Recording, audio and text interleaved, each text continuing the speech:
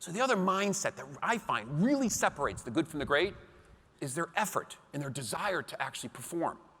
So when we take a look at effort, and if you have a vision of this is what I want to accomplish. Here's my vision, Glenn, or here's my vision. I don't care which one you got, but you have to realize if you have this vision versus this vision, that's a difference. There's a lot more effort that has to be put into this. Because if that wasn't the case, everyone would put in this much effort to get that kind of growth. So effort is long-term and short-term. We have this thing called tenacity. Do you hear what Chris talked about? How long it took him to become excellent at what he does? Because he had passion for what he was trying to accomplish, where that wall was. And my effort says, I am here and I got to get there. It's not just going to take effort to get here to get those results. I got to have long-term, tenacity, guts, fortitude. Now, there's a program, I don't even know if they even have it anymore. It's called the Need to Excel. And it used to be part of a Dream Book program that we did. And inside there was four, if you want to put them down, individual letters. It's called IPDE. IPDE. Identify, predict, decide, and execute. IPDE. And what it meant was this. Identify what you want. Identify what you're going to have the burning passion for. Identify what you're going to run through a wall for. That's not a hope. It's what are you going to willing to fight for? Again, you got to go back to that core decision. Are you willing to do whatever it takes to get there? If not, punt. Figure out something else. If you're not executing your plan, that means you don't believe in your plan. Don't make it overcomplicated. So when we're looking at these individuals, IPDEs, you got to identify what you want. The P stands for predict, which is your plan. What do you need to know? What do you need to own? What's the behavior you have to do? What's the mindset you have to do? What's the consistency? It's called a cookbook. Do y'all live in your cookbook? Do y'all working hard on getting a cookbook? Yes, no? Don't know what I'm talking about with a cookbook? Okay. Whew. That's like just jumping into the car saying, hey, let's go north. Where do you want to go? Who the hell knows? We'll get there when we get there. That's not very good success, right? So if you know you want to get there and you're here, what is my cookbook to get me there? That's the planning piece. Now, I personally believe the next part is the most important piece of success. It's the decision. Once you understand what you want, now you understand what the plan is to get there, you have to sit back and take honest stock and say, am I going to do this? Am I going to give it everything I got? Am I 100% behind this? That's a decision you have to make before you start, not after you start. You don't start something and say halfway into it, wow, this kind of stinks. I don't want to do this anymore. You got to pre-plan. You got to think ahead and say, am I going to give everything I got to this?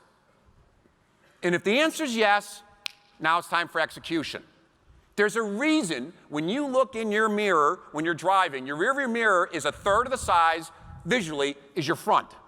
Because once you make the decision, boom, keep moving. Don't look behind you. Don't have doubt. Move forward. And by the way, there's no excuses. Excuses are because you're not committed. If you want to write it down, you should have the little bullets. Ready? No excuses. Excuses are because outcomes of people are not committed. Now, one of the things with IPDE is interesting. Fixed mindset, people would turn around and say they're not as brave as people who have a growth mindset. It has nothing to do with bravery. See, a growth mindset individual will say, from an effort standpoint, because by the way, they're effort junkies, right? A growth mindset individual, their whole premise is more effort, more energy, give it a shot, doesn't work out, make it better, try it again, make it better, now we're successful. And you have a fixed mindset person says, yeah, but that may be embarrassing. I'm not even sure it's going to work, so why try? So when we look at these individuals, the growth mindset individual is not braver than a fixed mindset. They're not. But they have a unique difference. See, fear immobilizes people, for the most part.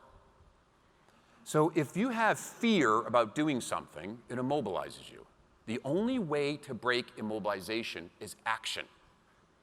Again, something you may want to write down in your notes, because I'm sure pretty much every single one of us in this room at some point gets stuck.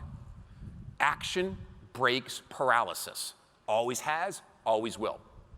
So when action breaks paralysis, a growth mindset person isn't braver. They just know if I don't do something, I'm stuck. So I'm going to take action. Not that they're braver. So they blow through those things because of the fact that I don't want to get stuck. So we're taking a look at effort, and it's shocking to me, not shocking, I guess, but, did this talk a little while ago, not this talk we're doing right now, and do you realize when we go to the gym, if any of you work out or go to the gym or do any exercise, your body has the best growth when you actually lift or work out to failure.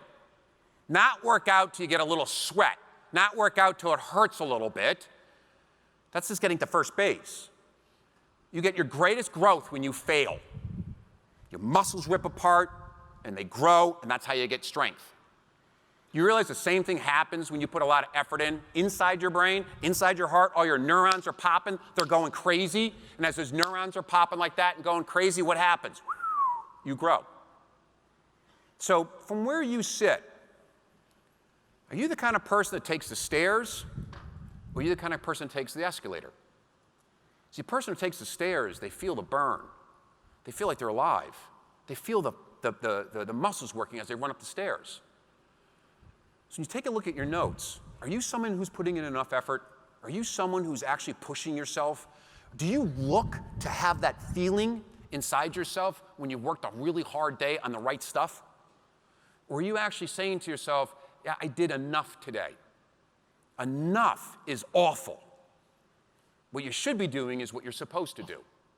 So never judge yourself against other individuals. Judge yourself against what you're supposed to do in yourself. So take a second and ask yourself, are you putting in enough effort in your world to get to where you need to be?